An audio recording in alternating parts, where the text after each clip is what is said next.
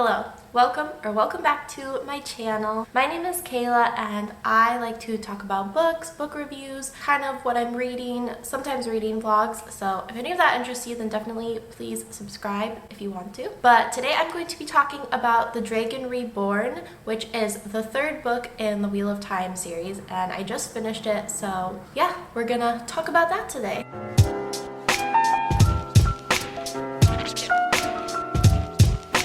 The Dragon Reborn by Robert Jordan is, like I said, the third book in the Wheel of Time series, and I'm going to start off with a bit of a summary, and then I'm going to have my review be the second part. So I'll try and remember to leave some timestamps down below so that if you want to skip forward to the review or something like that, then you can definitely do that. I have done a similar thing with the first two books, so if you're interested in that, I'll leave some sort of a link for that as well. But let's just get into the summary. So this book obviously follows the events of the previous book, The Great Hunt. Rand was declared the Dragon Reborn. I mean, they talked about this a lot in the previous book, so this is not like a new thing in this book. This has been talked about, but this is definitely the book where he seems to kind of accept this. So I don't really know what more to elaborate on that, but he heads out, I guess, to kind of prove himself. I don't know. He goes to the city of Tyr is where he's headed, but there are a lot of people following him, good people and bad people, and I'll kind of get into that in just a second. Actually, let me start by saying that the whole book follows various characters in different groupings going to Tyr for somewhat varying reasons, and so everybody kind of is headed to the same place in the book, which is kind of nice. It culminates at the end. There's a lot of meetup and all of that. So Rand is headed there to Tyr, and he's also being followed by Perrin, Moiraine, Lan, her warder Lan, and Loyal, who's an Ogier. They're following, kind of trying to keep their distance, but not too far behind him to, I guess, make sure everything's okay and everything. And he's also being followed by dark friends and some really bad people, and because of his wolf thing, Perrin keeps smelling them at different points in the story, and he's something smells off, I've smelled this before. But as they are following along, all of these weird things kind of keep happening in places where Rand has been. So all of these weddings happened all at once in this one small town, and then there were these super destructive fires in another small town that were they were so destructive it almost went against the odds of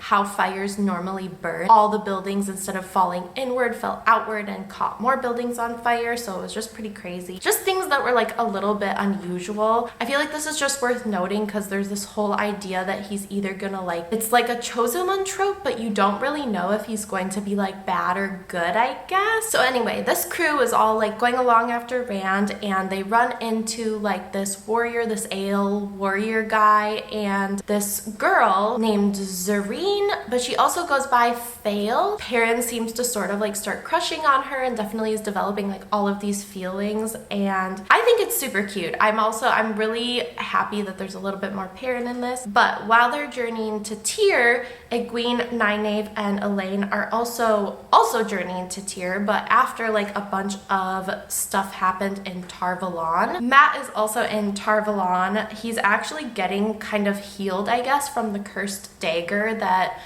was really affecting him in the first and second book. He found it in the first book, and then it was affecting him in the second book. And honestly, he was really a buzzkill because of that cursed dagger. So I really like that this kind of, I guess, got taken care of, or supposedly got taken care of. I don't know. The meat of the story in Tar Valon centers around Egwene, Nynaeve, and Elaine. All of them are trying to become fully accepted, anointed Aes Sedai or whatever. And they have to go do all of these tasks, and there's a little while where they have to do a bunch of washing and stuff like that. But one of the most intense task that got them their Aes Sedai rings was that they had to go into, I don't even know, this thing where they see what could be the future, or what could be potentially their future, if they didn't become Aes Sedai or something like that. And then also some of the things they're giving up by becoming Aes Sedai. But the whole point is that you don't really know if these are true. They're all, I guess, just kind of hypotheticals, but they're really realistic, and it's really difficult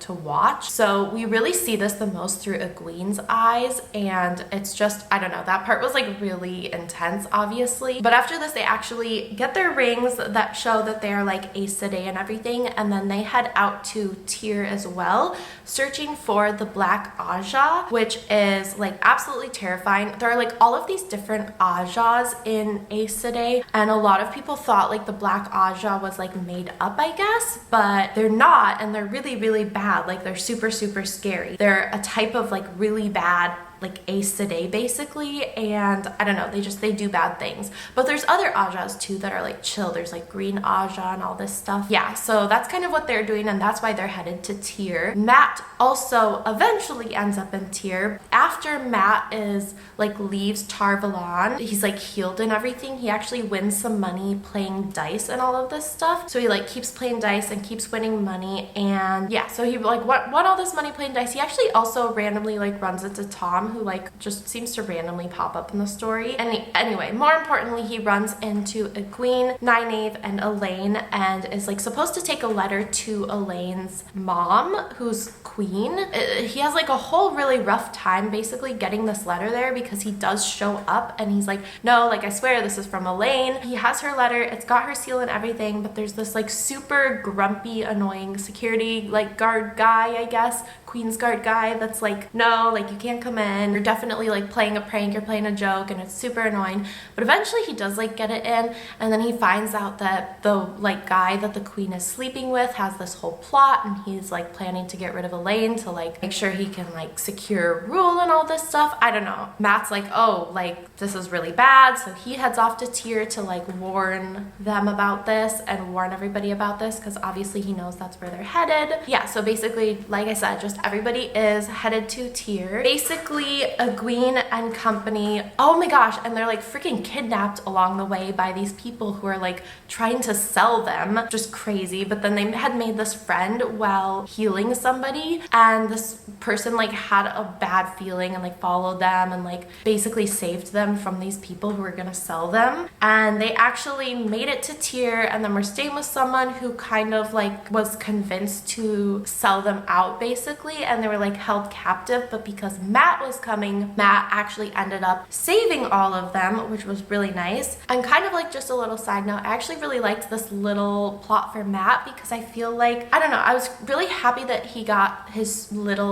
little adventure, because I feel like in the last book he was so annoying and like obsessed with that dagger, and it was really kind of a buzzkill. So I kind of like that he got to do something a little bit more interesting and got his own like moments and his own little adventure in this. I don't know, I thought that was really refreshing, so I enjoyed that, but I'll save some of that for the review. And then basically they're in Tyr, and there's like this whole like battle, like not like duel kind of battle thing, and it's like Rand, and it's like Balsamon, but it's like not Balsamon. He's like in like this body of somebody with like a different B name that I like couldn't, I don't know, I can't look it up right now, and I couldn't remember it very well. But they're like basically like battling it out, and Moiraine comes and is involved as well, and they like sort of defeat like that body. But they're basically like the way that Balsamon is, he's like not just bound to one body, he's like bigger than that, he's like a dark entity kind of. I don't know, I don't really know how to explain it, but this wins Rand like a lot of support from everybody, and so it's like a good thing, but it's also kind of like there's still that creeping like he's not done, he's not gone kind of a thing. Honestly, I've been really anxious about like Rand's state of existence during this book. Had me on edge the whole book with all of like the bizarre events happening, and I feel like we just don't have as deep of a glimpse into his brain and his psyche in this book as we did like in the last book, or even the one before especially. The trade-off is that we get more with other characters, but considering everything that's like happening with Rand, it definitely had me like anxious and on edge. And a lot of like the seeing where he had traveled, we were seeing it through Perrin's perspective as well, which again I liked, but it definitely like left you kind of like not knowing. And I think that was intentional, that we're not supposed to always know how he's feeling. Like I'm already starting to get into kind of the review part, so I'm just gonna go ahead and get right into the review and talk about some of the things that I really liked and some things that maybe I didn't like as much. But mostly I really liked this book. I think this was my favorite one so far, so I definitely was really happy with this. Probably one of the first things that I really liked about this was that when I started it, all of the characters felt familiar. It felt like I was truly returning to kind of a familiar story, a familiar place, and I love that feeling of when you are like really into a book series, or even if you're like not that into it, but just like you pick up like the second or the third book and it feels like you're returning to like kind of a familiar place, kind of a familiar thing. So I really liked that, because you're kind of like, I already know a little bit about like how Perrin acts. I already know a little bit about the way Egwene is. Obviously it's not constant. Characters shift and change and grow and adapt, and that's what's great about them.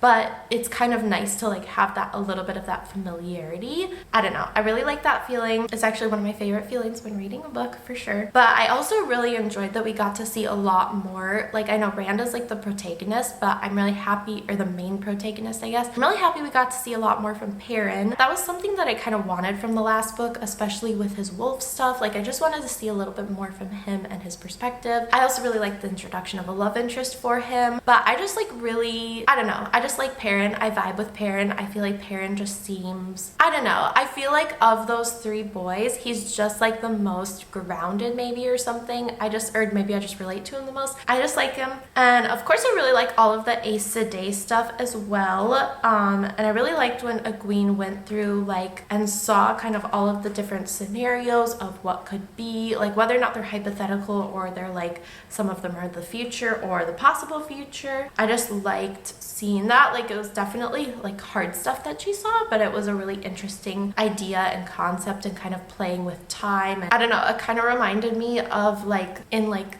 do you know like Rick and Morty, all of the different timeline kind of stuff. It's kind of like that idea a little bit, but obviously pretty different. And I also really liked learning about like the different Ajas and stuff. I feel like they went into that a little bit more as well, which I enjoyed. Learning about like all of the Aja stuff brought like a layer of depth kind of to the Aes Sedai, and it made it feel more like real kind of, because it had that extra layer of like, oh, there's a lot of different stuff going on within it, and it's just really complicated. Like, I think we got a really way more complicated look at Tar-Valon, Aes Sedai, the White Tower, all that stuff, and it was just really interesting. Kind of one of the best features, but sometimes a little bit annoying, was the journeys of the different characters. And I'll elaborate, because they were in like different groups than they have been before to a certain extent. Like, it kind of shook things up in this book with Rand being alone, and then like Perrin being with Moiraine and everything.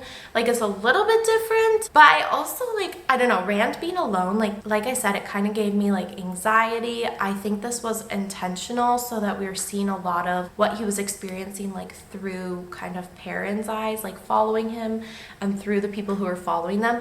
I'm sure that that was like an intentional choice. I don't know, it just gave me a lot of anxiety. But I did also really like that there were also familiar like groupings as well. Obviously Egwene, Nynaeve, and Elaine are like together a lot. Like, they were together a lot in the last book because they're all training as Aes Sedai together. So I like that as well. I like their dynamic. I think it's cute. I really like those characters.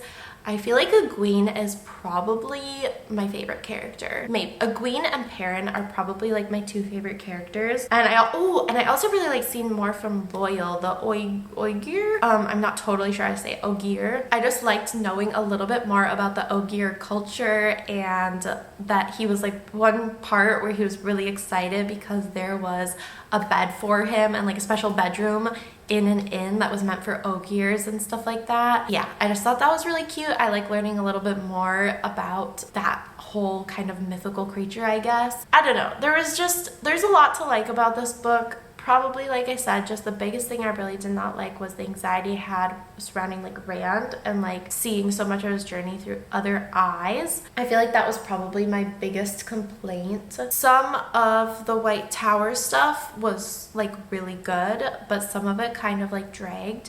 But I think for the most part, I find like the Aes Sedai parts to be the most interesting. So overall, I definitely enjoyed this book a lot. This was my favorite of the series so far, for sure.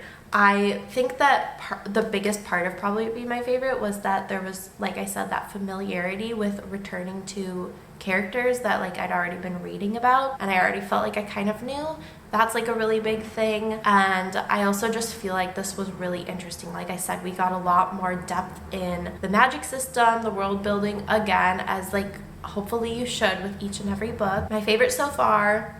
I'm excited to get into the next one, but I probably won't for a little while because I'm probably going to take a break and read some other stuff in between. But yeah, let me know below if you like this series, if you've read this book, and what your thoughts are. But yeah, that's gonna be it for this review. Thank you so much for watching. Please like, please subscribe, all that good stuff, and I will see you later.